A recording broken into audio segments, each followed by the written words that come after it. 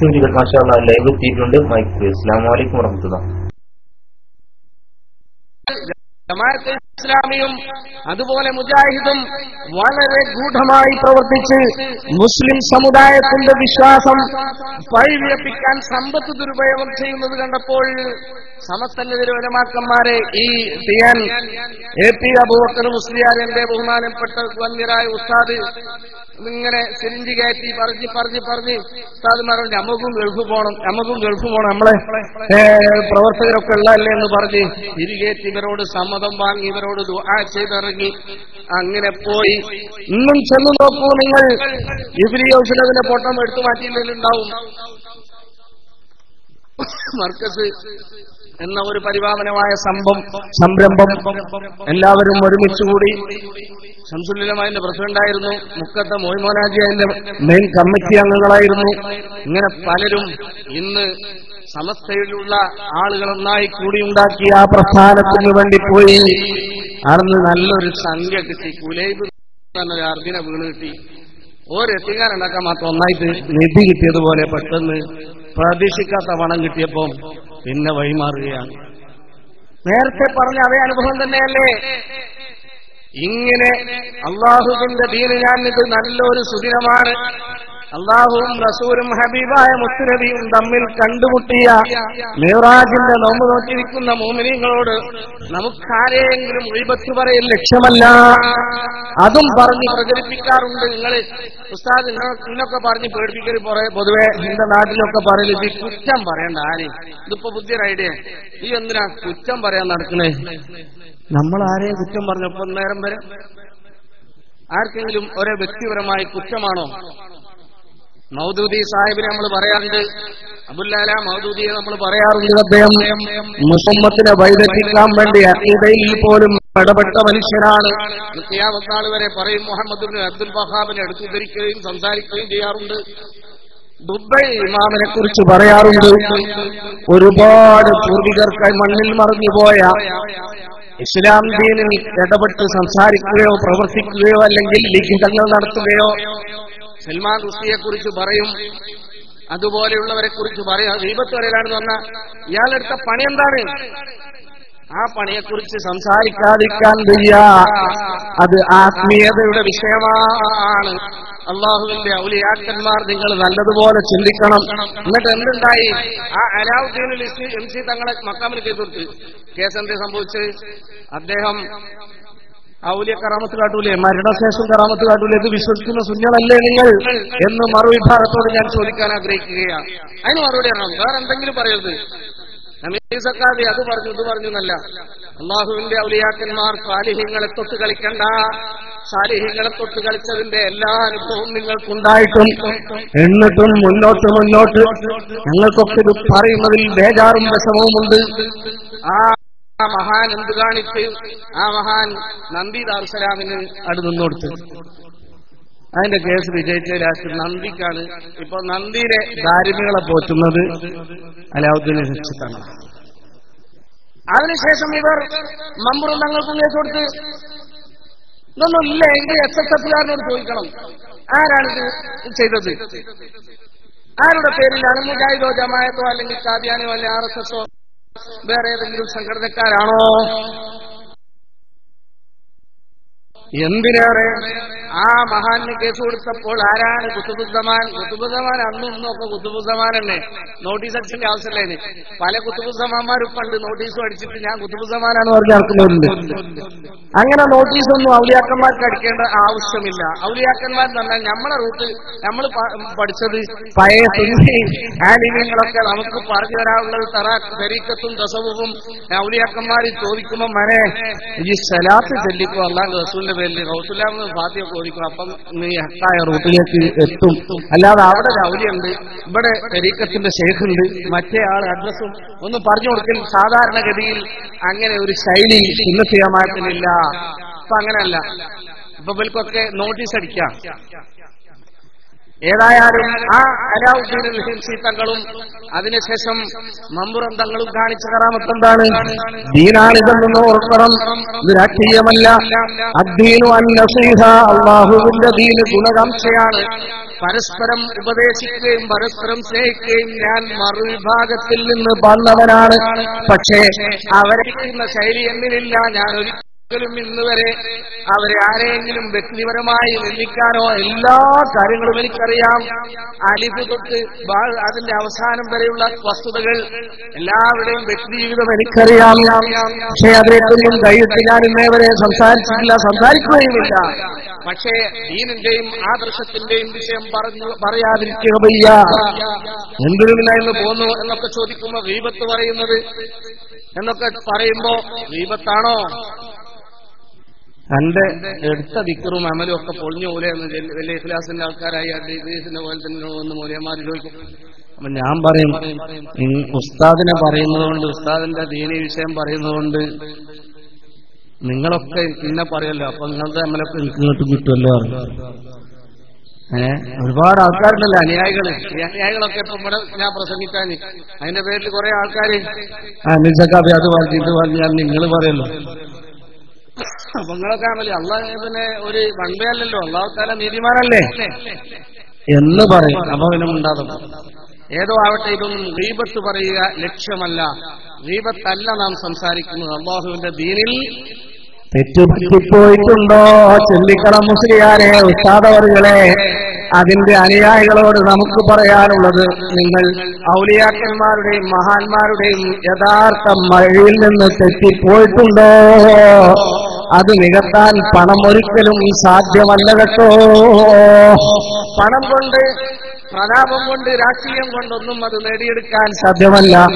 അള്ളാഹുവിന്റെ ഔലിയാക്കന്മാർ, സാലിഹീങ്ങളുടെ സംഘടനയോട് നിങ്ങൾ യുദ്ധം ചെയ്തു പോയോ? ഇരുന്ന് ചിന്തിക്കണം. SSFകാരനും അതിന്റെ പ്രവർത്തകരും ഒരു വേള ആത്മാർത്ഥമായി ഉസ്താദ് പറഞ്ഞാണ് എന്ന ദീനുൽ ഇസ്ലാമിലില്ല. ചെറുശ്ശേരി ഉസ്താദ് പറഞ്ഞാണ് എന്ന് പറഞ്ഞ് നമ്മളാരും പറയുന്നില്ല. പാണക്കാട് തങ്ങൾ പറഞ്ഞാണ്. പറഞ്ഞത് ഉൾക്കൊള്ളുന്നത് അള്ളാഹുവിന്റെ ദീനിന്റെ കാര്യങ്ങളാണ് അവർ ഏറ്റെടുത്ത് പറയുന്നത്. അല്ലാതെ ഒരു സുപ്രഭാതത്തിൽ ഒരു പെണ്ണിന്റെ മുടിനേക്കാൾ നീളമുള്ള ഒരു മുടി ഉണ്ടെന്നിട്ട് ഇത് റസൂലുള്ളാഹിയാണ് വിശ്വസിക്കുന്നത്. അതേ പണി വേറൊരു മൂല്യം ചെയ്താലോ? ആ പണി നമുക്കും ചെയ്തൂടെ? സൗദി ഞാൻ ഒരുപാട് കാലം ഇത് രണ്ടും കലങ്ങിയ സമയത്ത് ഞാനിതിന് മാറാൻ തന്നെ പ്രധാന കാരണം ഈ സമൂഹത്തോട് ഞാൻ ഓർമ്മപ്പെടുത്തുകയാണ്. ഒരു കാലത്ത് കോഴിക്കോട് ടൗണിൽ വെച്ചിട്ട് ഒരു മൂല്യാര് വേറൊരു മൂല്യാരെ കാഫിറാണെന്ന് പറഞ്ഞെന്നും പറഞ്ഞില്ലെന്നും, എന്നിട്ട് അതിന് പറഞ്ഞതിന് ഇന്ന അർത്ഥമാണ്. 300 അർത്ഥം ഉണ്ടല്ലോ. ലറബക്ക് കുറെ അർത്ഥമുണ്ട്, കഫറക്ക് കുറെ അർത്ഥമുണ്ട്, പര്യായ പദങ്ങളൊക്കെ ഉണ്ട്. മൂല്യന്മാരാണല്ലോ. ഇതിനങ്ങോട്ടും ഇങ്ങോട്ട് തർക്കം. എന്നിട്ട് അതിന് സ്റ്റേജ് കിട്ടിയില്ല. സ്റ്റേജ് കെട്ടിട്ട് ഒരു വിഭാഗം അതിന് മറുപടി, പിന്നെ അതിന് വിഷയത്തിന് മറുപടി,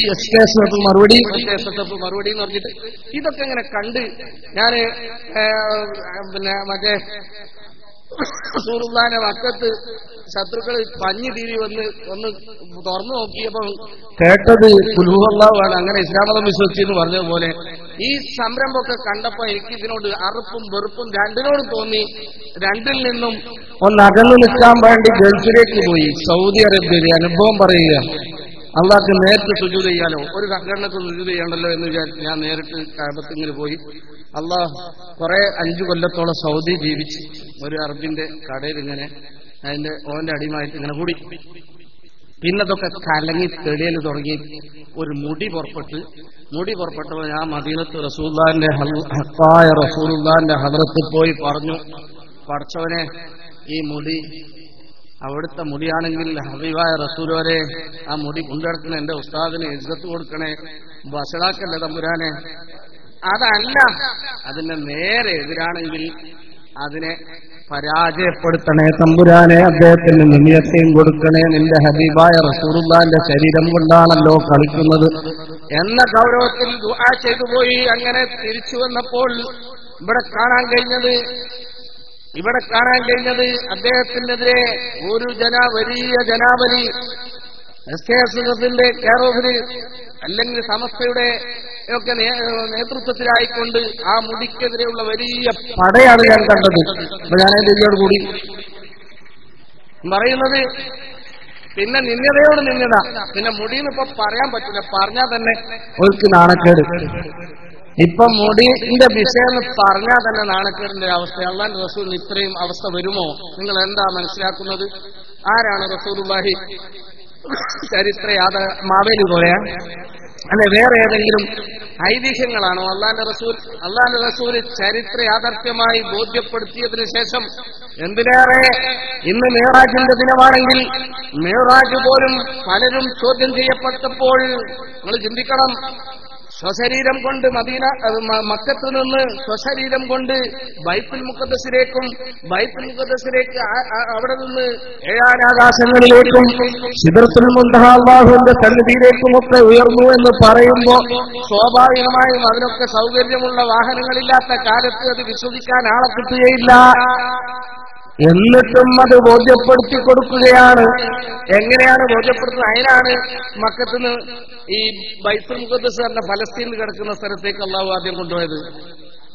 ആ ഭൂമിയിലേക്ക് അന്ന് സുബൈലിന് മുമ്പ് പോയി വരാൻ പറ്റില്ല, ഒന്നും കഴിയില്ല. അത്രയും ദൂരമുള്ള സ്ഥലം പോവുകയും മാത്രമല്ല, എതിരാളികൾ ചോദിച്ചപ്പോൾ, സംശയാലുക്കൾ ചോദിച്ചപ്പോൾ ആ ബൈത്തുൽ മുഖദ്ദസിന്റെ ഏണിപ്പടികളും അവിടെ ഉണ്ടായിരുന്ന അന്നത്തെ എല്ലാ കോലവും പ്രകൃതിയും സ്വഭാവവും അവിടുത്തെ സ്ഥലത്തിന്റെ അടയാളങ്ങളും കണ്ട ആള് പറയുന്നത് പോലെ മക്കത്ത് നിന്ന് ആ ചോദ്യം ചെയ്ത ആളുകളോട് പറഞ്ഞു കൊടുക്കുകയാണ് മുത്തുനബി. സ്വർഗ്ഗം നരകവും മാത്രമല്ല പറഞ്ഞത്, ഭൂമിയിലെ ചരിത്ര യാഥാർത്ഥ്യമായ അന്നത്തെ ആ പ്രദേശത്തിന്റെ എല്ലാ മുക്കും മൂലയും ചോദിച്ചതും ചോദിച്ചപ്പം എല്ലാവരും ആമന്നാ സല്ലല്ലാ. 90% ആളുകളും സഹാബത്തിൽ അല്ലാഹുവിന്റെ റസൂൽ പറയുന്ന ഒക്കെ അങ്ങനെ വിശ്വസിക്കുന്ന സഹാബത്ത് ഒരു വിഭാഗം, മറ്റൊരു വിഭാഗം മുനാഫിക്കുകൾ. അങ്ങനെയൊക്കെയുള്ള കാലത്ത് അല്ലാഹുവിന്റെ റസൂൽ ഇത് ബോധ്യപ്പെടുത്തി. ഇങ്ങനെ ബോധ്യപ്പെടുത്തിക്കൊണ്ട് ലക്ഷക്കണക്കിനായ സഹാബിവര്യന്മാരെ സാക്ഷി നിർത്തി അല്ലാഹുമ്മ ശഹദ്, ഈ ദീനിനെ ഞാനിതാ നിങ്ങളുടെ മുമ്പിൽ സാക്ഷ്യം വഹിച്ചിരിക്കുന്നു. അല്ലാഹുമ്മ ശഹദ്, അല്ലാഹുമ്മ ശഹദ്, നീ സാക്ഷിയായി എന്ന് പറഞ്ഞ് ഹജ്ജത്തുൽ വിദായിൽ വെച്ച് ലക്ഷോപലക്ഷം വരുന്ന സഹാബിവര്യന്മാരെ സാക്ഷി നിർത്തിക്കൊണ്ട് മുത്തുനബി പറഞ്ഞത്, എന്റെ സഹാബിവര്യന്മാരെ ഇവിടെ സന്നിഹിതരായവർ പിൽക്കാലത്തുള്ളവർക്ക് എത്തിച്ചു കൊടുക്കണേ, വള്ളിക്ക് പുള്ളിക്ക് മാറ്റം വരുത്തരുതേ. ഇത് എന്നെ ഏൽപ്പിച്ച അമാനത്താണ്, ഞാൻ നിങ്ങളെ ഏൽപ്പിച്ചിരിക്കുകയാണെന്ന് കണ്ണീരൊലിപ്പിച്ചു പറഞ്ഞ മുത്തുനബി ത്വാഹ റസൂലുള്ളാഹി സല്ലല്ലാഹു അലൈഹി വസല്ലം കൊണ്ടുവരുന്ന ദീനുൽ ഇസ്ലാം, ആ ദീനുൽ ഇസ്ലാമിന്റെ തനിപ്പകർപ്പിന്നും നിലനിൽക്കുന്നത് കേരളക്കരയിലാണ്. അല്ലാഹുവിന്റെ ഔലിയാക്കന്മാരാണ് ഈ കൊടി പിടിക്കുന്നത്, ഇതിന്റെ പിന്നിൽ പ്രവർത്തിക്കുന്നത്, മുന്നിലും പ്രവർത്തിക്കുന്നത്, വലത്തും അടുത്തുമൊക്കെ പ്രവർത്തിക്കുന്നത് മഹാന്മാരായ ഖുതുബുസ്സമാനാണ്. അതുപോലെയുള്ള അലാവുദ്ദീനുൽ ഹുസീതങ്ങളാണ്. അതുപോലെ കേരളക്കരയിലെ അങ്ങനേകം അന്ത്യവിഷമം കൊള്ളുന്ന മക്കാമിലെ മഹാന്മാരാണ് ഇതിന് നേതൃത്വം നൽകുന്നത്. അല്ലേ, ഒരു കാലത്ത് ഇയാൾക്കും ഈ സമസ്തന്റെ ആൾക്കാർക്കും ഒരു കാലത്ത് നല്ല പവറും നല്ല ബഹുമതിയും ഉണ്ടായിരുന്നു. ഒന്നിച്ചു നിൽക്കുന്ന കാലത്ത് അജയക്കന്മാർ മതത്തുണ്ടായിരുന്ന കാലത്ത് തെറ്റിയപ്പോഴോ ഇപ്പോ മമ്പ്രതങ്ങള് ഏറ്റെടുത്ത് ഹുദവികളെ, ഇന്ന് ഹുദവികളെ വെല്ലാനേർ പണ്ഡിതുണ്ടോ സമൂഹമേ?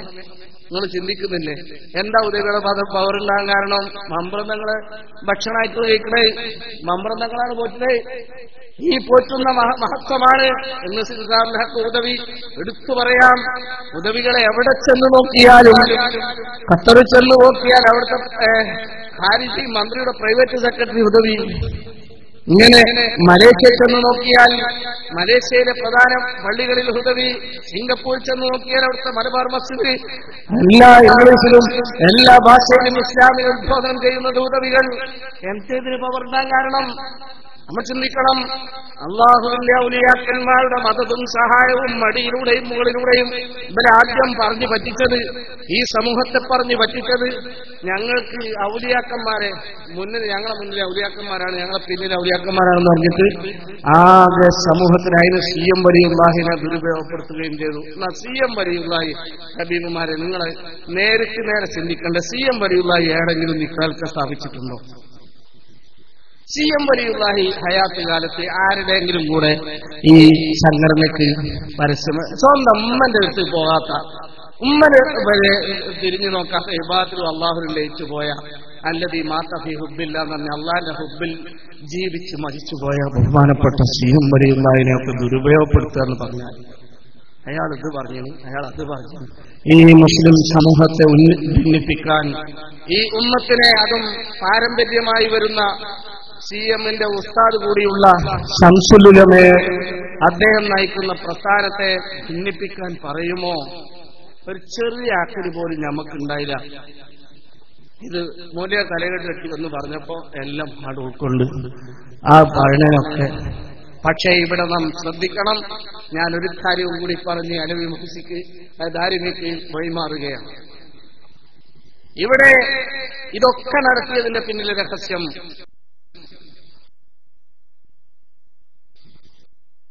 ഈ കാര്യങ്ങളൊക്കെ ചിന്തിക്കണം. കള്ളത്തരം പറയരുത്. പൊള്ളും കളവും പറഞ്ഞുകൊണ്ട് ദീനുണ്ടാക്കേണ്ട ആവശ്യമില്ല. ആ ദീന് അത് ഇവിടേക്ക് നിലനിൽക്കുമെങ്കിലും അവിടേക്ക് കൊണ്ടുപോകാൻ കഴിയില്ല. അള്ളാഹുവിന്റെ ദീൻ അതല്ല. അതുകൊണ്ട് വളരെ സൂക്ഷിച്ചു വേണം ഈ മേഖലയിൽ വർക്ക് ചെയ്യാനും പ്രവർത്തിക്കാനും. അള്ളാഹു നമ്മെ എല്ലാവരെയും കാത്തു രക്ഷിക്കുമാറാകട്ടെ. ഈ സമയം വരെ ഞാൻ സംസാരിച്ചതെല്ലാം ആത്മീയതയുടെയും തഖ്വയുടെയും കാരണത്താൽ മാത്രമാണ്. ഇതൊക്കെ മനസ്സിലാക്കി തരികയാണെങ്കിൽ ഏതൊരു SSകാരനാണെങ്കിലും വേണ്ടിയില്ല. പിന്നെ വ്യക്തി ജീവിതവും അദ്ദേഹത്തിന്റെ പല വിഷയങ്ങളും പറയാനുണ്ട്. പക്ഷേ നമ്മളത് പറയുന്നില്ല. ഇതൊക്കെ ചെയ്തു കൂട്ടിയത് എന്തിനാണ്? നേരത്തെ പറഞ്ഞ ഒരൊറ്റ കാരണമാണ്, പണം ഉണ്ടാക്കാൻ. പണം, അതായിരുന്നു ആരോപണവും. ശംസുൽ ഉലമക്ക് 3 ബസ്സുണ്ട്. അതുപോലെ മലപ്പുറത്തെ പണ്ഡിതന്മാർക്ക് പ്രസ്സുണ്ട്. ഇതൊക്കെ നമ്മൾ കുഞ്ഞായ കാലത്ത് കേട്ടതാണ്. മലപ്പുറം പണ്ഡിതന്മാർ ഒരുപാട് സമസ്തനോട് കാശുണ്ടാക്കിയിട്ടുണ്ട്. അവരൊക്കെ പണം കൂടിയത്, 50 വയസ്സിക്ക് പണം കൂടിയത് സമസ്തയാണ്. ഓരൊക്കെ തറവാട് സ്വത്തോ ഹലാലായ ബിസിനസ്സോ എന്തോ ചെയ്ത് ആരെങ്കിലും കുറച്ച് പൈസ ഉള്ള മൂല്യന്മാരെ കണ്ടാൽ ഇവർക്ക് അസൂയായി. ആ അസൂയ അങ്ങനെ മൂത്തിട്ട് സമസ്തനെ ഹൈജാക്ക് ചെയ്ത് പ്രവർത്തിച്ച് പണത്തിന് വേണ്ടി. എന്നാ ഇനി വരാൻ പോകുന്ന പൂരെന്താ? സമസ്തന്റെ 2 കാരണത്തിലാണ് ഉപയോഗപ്പെടുന്നത്. രാഷ്ട്രീയം പറഞ്ഞുകൊണ്ടും പണത്തിനും. രാഷ്ട്രീയം എല്ലാവർക്കും എല്ലാം മനസ്സിലായി. ഇനിയും മനസ്സിലാകാൻ ബാക്കിയുണ്ടോ? എന്നാലോ സമസ്തക്ക് ഇപ്പോഴും രാഷ്ട്രീയമുണ്ടോ? എന്താ സമൂഹമേ നിങ്ങൾ ചിന്തിക്കാത്തത്? സമസ്തന്റെ ആലിമ്യങ്ങൾ ആരെങ്കിലും ഈ സമയത്തും കുഞ്ഞാലിക്കുട്ടി ജയിച്ചാലോ അല്ലെങ്കിൽ ലീഗിന്റെ ആരെങ്കിലും പാസ്സായാലും അതിന് സമസ്തന്റെ മുഷാവറ വിളിച്ചിട്ട് പിന്നെ മീറ്റിംഗ് കൂടെ ദ്വാരക്കെ ചെയ്യാറുണ്ടോ? നമ്മൾ കണ്ടുള്ളൂ. എന്താ നിങ്ങൾ ചിന്തിക്കാത്തത്? സമസ്തന്റെ ഉലമാക്കന്മാർക്ക് ഒരു രാഷ്ട്രീയത്തിന് പ്രത്യേകമായി ഒരു രാഷ്ട്രീയത്തിന് വേണ്ടി പ്രവർത്തിക്കുക എന്നുള്ള ഉദ്ദേശമാണ്. പിന്നെ വ്യക്തിപരമായി മലപ്പുറം ജില്ല മുസ്ലിങ്ങളെ പാർട്ടി എന്നുള്ളവർക്ക് പലരും അതിനെ പിന്തുണക്കുന്നുണ്ടാകാം. പിന്നെ ഏതോ ജാത്തനയും പോത്ത് പിന്തുണക്കേണ്ട ആലിമ്യങ്ങൾ, അത് മറ്റൊരു വശം. ഞാനത് ചർച്ച ചെയ്യുകയല്ല. ഏതോ ആവട്ടെ, സമസ്ത എന്ന സംഘടന ഇന്ന് വരെ അതിന് ദുരുപയോഗപ്പെടുത്തിയിട്ടില്ല. ഇത് പറഞ്ഞാണ് ലീഗിന്റെ ആലയെ കൊണ്ടുപോയി കെട്ടിയെന്ന് പറഞ്ഞാട്ടാണ് വേറെ ഉണ്ടാക്കി പോയത്. ഇപ്പൊ ഏതൊക്കെ ആലയെ കെട്ടേണ്ടി വന്നു? ഇപ്പൊ എന്തെല്ലാം. നിങ്ങൾ ചിന്തിക്കണം സമൂഹമേ, കുട്ടികളെ നിങ്ങൾ ആലോചിക്കണം. ഏതെങ്കിലും ഒരു പണ്ഡിതനെ ചാനലുകാർ ഇത്ര കളിയാക്കിയ ഒരു പണ്ഡിതൻ, ചാനലുകാരും വാർത്താ മാധ്യമക്കാരും ഇളിംപിരാട്ടിക്കൊണ്ടുള്ള ഡയലോഗ് അടിച്ച ഒരു പണ്ഡിതൻ ജീവിച്ചിരിപ്പുണ്ടെങ്കിൽ ഇന്ന് ഇദ്ദേഹമല്ലാത്ത മറ്റേതെങ്കിലും ഒരു പണ്ഡിതനെ ഇന്നത്തെ വാർത്താ മാധ്യമങ്ങളും ചാനലുകാരും കളിയാക്കുന്നുണ്ടോ? സമസ്തനെ രാഷ്ട്രീയം പറഞ്ഞ സമസ്തന്റെ ഏതെങ്കിലും ഒരു പണ്ഡിതനെ ഇന്നേ വരെ കോയക്കുട്ടി ഉസ്താദിനെ നിങ്ങൾ രാഷ്ട്രീയത്തിൽ അത് പറഞ്ഞാങ്ങില്ലേ ഇത് പറഞ്ഞാങ്ങില്ലേ എന്ന് ഒരു ലോക്കൽ മെമ്പറെങ്കിലും ഏതെങ്കിലും ഒരു നാട്ടിലെ ആളെങ്കിലും അദ്ദേഹത്തോട് ചോദ്യം ചെയ്യേണ്ട അവസരം ഉണ്ടാക്കിയിട്ടുണ്ടോ? എന്താ നിങ്ങൾ രാഷ്ട്രീയം പറയുന്നത്? എന്താ രാഷ്ട്രീയമാണ് ആലിമ്യങ്ങൾ തലയിട്ട് ചെയ്യുന്ന ഉദ്ദേശം? ഒന്നത് നിങ്ങൾ താരതമ്യം പഠനം നടത്തണം. നിങ്ങൾ വെറുതെ ആരും പറഞ്ഞ് അങ്ങോട്ട് പറഞ്ഞെങ്കിൽ മാത്രം കേട്ടിട്ട് ഉസ്താദ് പറഞ്ഞു, ഉസ്താദ് പറഞ്ഞ ആമന്ന സല്ലംന, ഷെയ്ഖുന പറഞ്ഞു, ഞങ്ങളെ സുൽത്താൻ പറഞ്ഞു, അങ്ങനെയൊക്കെ പാർട്ടികളുണ്ട്. അതല്ലത്. ഇത് അള്ളാഹുവിന്റെ ദീനാണ്. ഇത് എല്ലാവരെയും ബുദ്ധിപരമായി ബോധ്യപ്പെടുത്തി ആഹൃതമം വരെ കൊണ്ടുപോകേണ്ട അള്ളാഹുവിന്റെ, ഞാൻ നേരത്തെ പറഞ്ഞ ഔലിയാക്കന്മാർ പഠിപ്പിച്ച പ്രസ്ഥാനമാണ്. അള്ളാഹുവിന്റെ റസൂലുള്ളാഹി നിയോഗിച്ച ദീൻ ഇസ്ലാമാണ്. രണ്ടാമത്തെ പ്രശ്നം പണം. നന്ദി വരാൻ പോകുന്നത് ഞാൻ എന്റെ പറഞ്ഞു പോവുകയാണ്. നമുക്കൊക്കെ ഊഹിച്ചിട്ട് മനസ്സിലാകുന്നത് ഇനി വരാൻ പോകുന്നത് ഇവിടുത്തെ ജനങ്ങള് മൂല്യാരെ ഞങ്ങൾ കുറച്ച് പൈസ നിങ്ങളെ കയ്യിൽ തന്നിനല്ലോ, അത് കോംപ്ലക്സ് വിജയിച്ചു. കോംപ്ലക്സിന്റെ വരുമാനം വാങ്ങുന്ന ഒരുപാട് ആളുകൾ ഇന്ന് ജീവിച്ചിരിപ്പുണ്ട്. അതുപോലെ വിജയിക്കുമെന്ന് വിചാരിച്ച് ഒരു വലിയ സമ്പന്ന പ്രസ്ഥാനം, സാമ്പത്തിക അതും ടൂറിസ്റ്റുകൾ ലോകത്തിന്റെ നാനാഭാഗത്തുനിന്നും വന്നിറങ്ങാൻ വേണ്ടി എല്ലാ ലോകത്തിന്റെയും മുത്തുനബിയായ റഹ്മത്തുല്ലിൽ ആലമീനായ താഹാ റസൂലുള്ളാഹി സല്ലല്ലാഹു അലൈഹി വസല്ലം വരെ ഉപയോഗപ്പെടുത്തിയ റസൂലുള്ളാഹിന്റെ നടുവിൽ കുന്തമാക്കി നിർത്താൻ വേണ്ടി ഒരു മുടിപ്പള്ളിയും ഉണ്ടാക്കിക്കൊണ്ട് നോളേജ് സിറ്റി എന്ന് പറഞ്ഞ ഒരു പ്രസ്ഥാനത്തിന് ബീജാഭാവം നൽകുകയും ഏകദേശം പകുതിയോളം കാശ് ആ പ്രസ്ഥാനത്തിന് വേണ്ടി ഇറക്കുകയും അവിടെ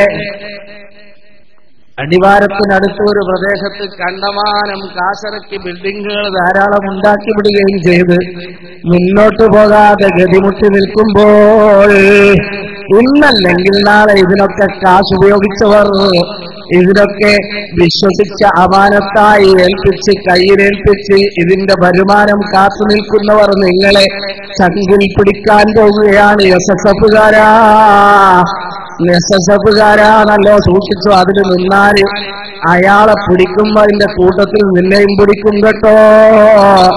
പണം തിരിച്ച് വാങ്ങി ആത്മീയതയുടെയും മകളിന്റെയും സദസ്സിൽ തിരിച്ച് അത് തിരിഞ്ഞു നോക്കാത്തതുപോലെ അങ്ങനെ പോകുകയില്ല. പണക്കാര്, വലിയ വലിയ സമ്പന്നര്, വലിയ വലിയ മുതലക്കണ്ണീര് കണ്ട് വലിയ വലിയ ആക്രാന്തത്തോട് നിക്ഷേപിച്ച പണത്തിന്റെ ഇൻട്രസ്റ്റ് പ്രതീക്ഷിച്ച് കാത്തിരിക്കുന്ന ആയിരക്കണക്കിന് വലിയ കോടീശ്വരന്മാർ, ഞാൻ പേരെടുത്ത് പറയുന്നില്ല, അവരുടെയൊക്കെ നീരാളിപ്പിടുത്തത്തിലേക്ക് നിങ്ങൾ ഇതാ പോകാൻ പോവുകയാണ്.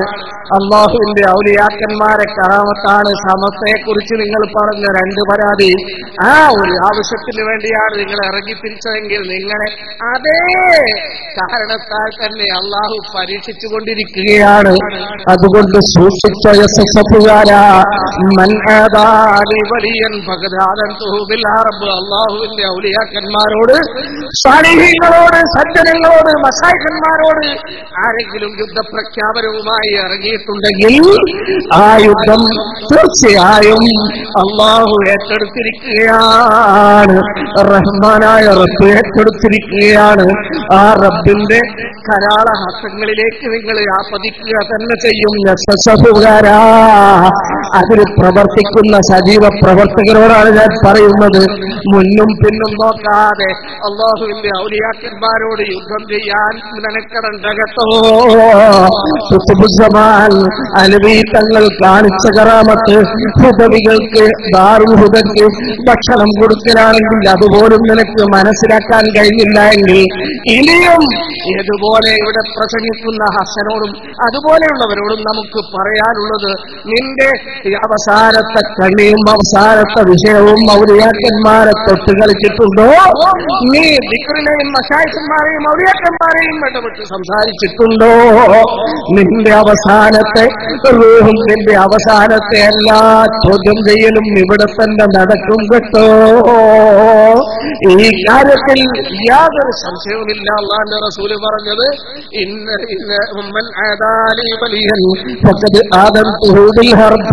ഞാൻ അവനോട് യുദ്ധം ചെയ്യുമെന്ന് പറഞ്ഞു.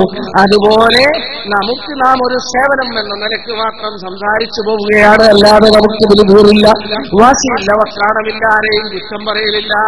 നമുക്ക് പറയാനുള്ളത്, ഇന്നാ നഹ്നു നസ്സൽന ദിക്റ വ ഇന്നാ ലഹു ലഹാഫിളൂൻ. ഇതാണ് പറയാനുള്ളത്. അള്ളാഹുവിന്റെ ദീൻ അള്ളാഹു ഇറക്കിയതാണ്. അത് എന്തെല്ലാം ക്യാൻസർ ഉണ്ടായാലും ആ ക്യാൻസറിനെ ചികിത്സിക്കാൻ റബ്ബിന് കഴിയും. ഇപ്പോൾ സമസ്തന്റെ ക്യാൻസറാണ് ഈ സാധനം. പെട്ടെന്ന് തിരിയൂല. മഹല്ല് വന്ന് ആൾക്കാർ കണ്ടാൽ 2 സലാത്ത്, 2 നിക്റ്, 2 ഒരു പോലെ, ആർക്കും ഇത് മനസ്സിലാവില്ല. മനസ്സിലാകാൻ വളരെ താമസമെടുക്കും. മനസ്സിലായി വരുമ്പോഴത്തേക്ക് ചികിത്സിച്ചിട്ട് കാര്യമില്ല. ആ പോലെ ക്യാൻസറിന്റെ അതേ സാധനം. അതുകൊണ്ട് നല്ലോ സൂക്ഷിച്ചോളി. ഇത് ബന്ധപ്പെട്ടാൽ പോകാൻ ഭയങ്കര പണിയാണ്. കാരണം ഇത് വേറിച്ച് കാണിച്ചു കൊടുക്കണമെങ്കിൽ ഒരുവൺ എന്താ നല്ലതെന്ന് സാധാരണക്കാർക്ക് തോന്നുന്ന ഒരുവണല്ല ഇത്. നേരെ ചൊവ്വേ സിറാത്ത് മുസ്തഖീം എന്ന് പറയുന്ന വഴി ഒന്ന് തന്നെയുള്ളൂ. അല്ലാഹുവിന്റെ റസൂൽ കാണിച്ചു തന്നെ. നമ്മൾ ഫാത്തിഹയിലൊക്കെ ഓതുന്ന ഒരൊറ്റൊന്ന അത് ഔലിയാക്കന്മാരുടെ പൂർവികരായ ആ വഴി. അതാണ് ഞാൻ എണ്ണിപ്പറഞ്ഞത്. കുത്തുബുസ്സമാനെയും അതുപോലെ അലവി മമ്പുറം തങ്ങളെയും അതുപോലെ സിയം വലിയുള്ളാഹി തങ്ങളെയും അവരൊക്കെ ഇന്നും പ്രതിദാനം ചെയ്യുന്നത് പഴയ സമസ്തയെയും അതിന്റെ ആളുകളെയും അവർ തന്നെയാണ്. അവരെ സംരക്ഷിക്കുകയും ആ മക്കാമുകളൊക്കെ പോറ്റുകയും ചെയ്യുന്നത്. കേരളക്കരയിലെ പ്രധാനപ്പെട്ട ഔലിയാക്കന്മാർക്ക് പോറ്റി വളർത്തുകയും അവരെ സംരക്ഷിക്കുകയും എന്തിനേറെ ഏതോ ഒരു പള്ളിയെടുത്ത് നോക്കി, നിങ്ങൾ പഴയ പള്ളി ഏതെടുത്ത് നോക്കി, ആ ഖബർസ്ഥാനോടുകൂടി യാതൊരു അഥവും മര്യാദയും പാലിക്കാതെ ചുന്നിയാണ് ചുന്നി.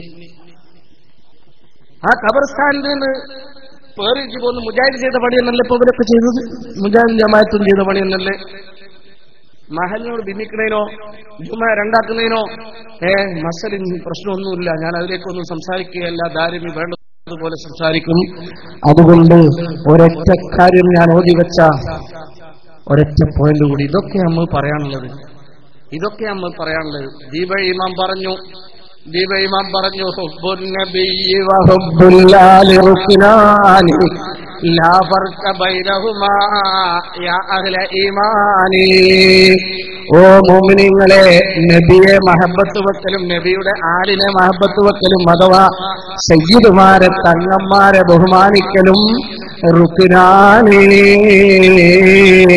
ഇസ്ലാമിന്റെ 2 റുക്നാണ് കേട്ടോ. ലാ ഫർഖ ബൈനഹുമാ യാ അഹ്ല ഈമാനി, ഈമാനിന്റെ ആളുകളെ അതിൽ യാതൊരു വ്യത്യാസവുമില്ല. റസൂലുള്ളാഹിനെ ബഹുമാനിക്കുന്നവർ റസൂലുള്ളാഹിന്റെ മക്കളെ ബഹുമാനിക്കുകയും സ്നേഹിക്കുകയും ചെയ്തേ പറ്റൂ.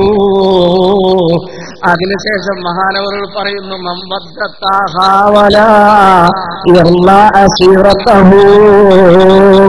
ആരെങ്കിലും റസൂലുള്ളാഹിനെ സ്നേഹിക്കുന്നു എന്ന് പറയുന്നു, പക്ഷേ വലാ യർലാ അശീറതഹു, അവരുടെ കുടുംബത്തെ പാണക്കാട് തങ്ങളെ ബഹുമാനിക്കുന്നതിന് കുറച്ച് നീരസം. അതുപോലെ സയ്യിദുമാരുടെ ഏറ്റവും വലിയ ഉയരത്തിലിരിക്കുന്ന മഹാരഥന്മാരെ ബഹുമാനിക്കുന്നതിന് അല്പം നീരസം തുല്യാണ്.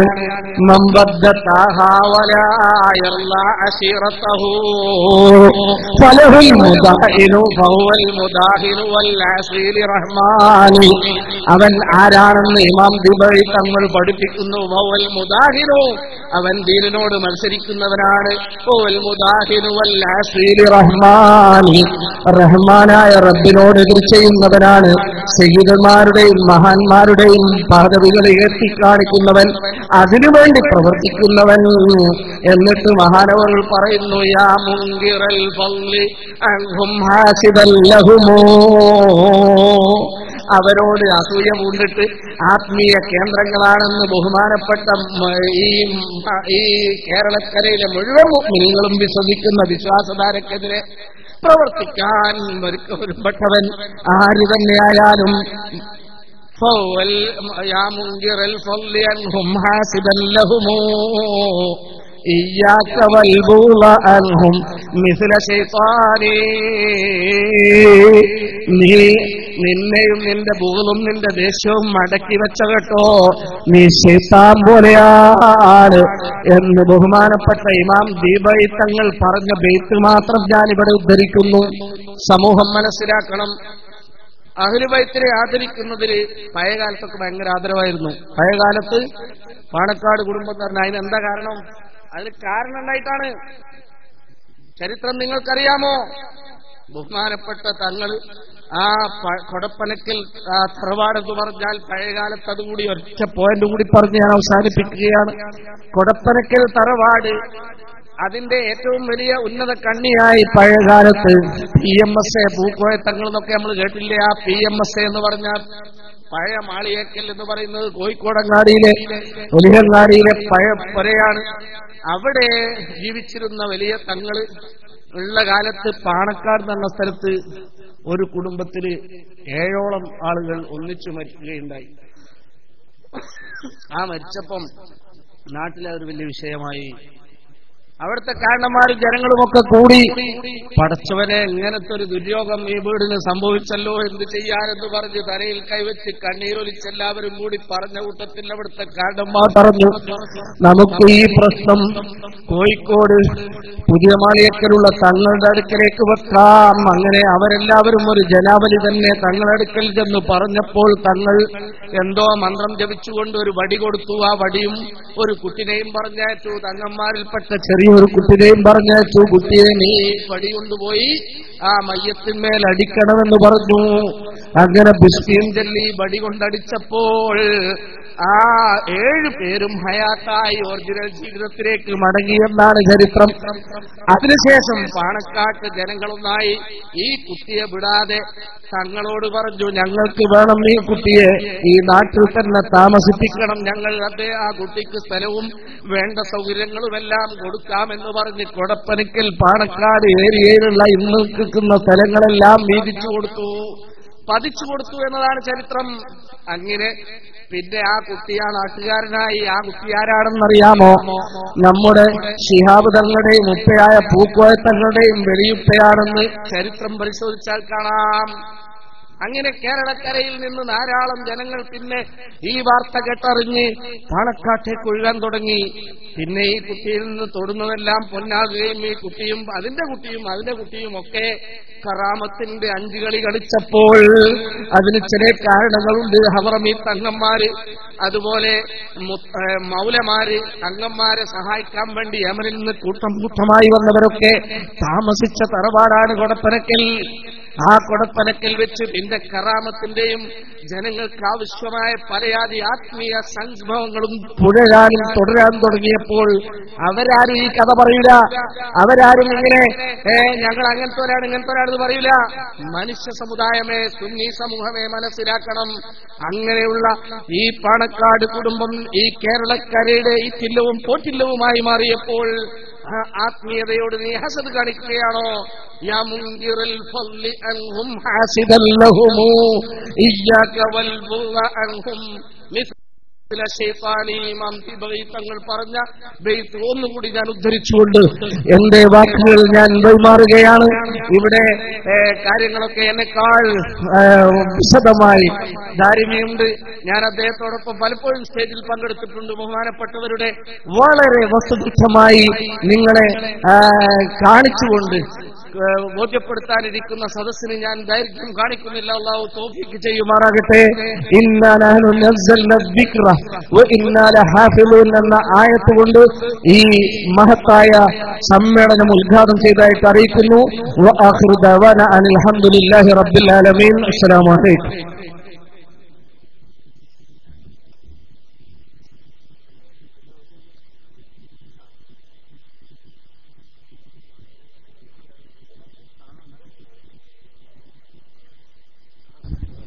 ഈ സമസ്ത ആദർശ വിശദീകരണ സമ്മേളനത്തിൽ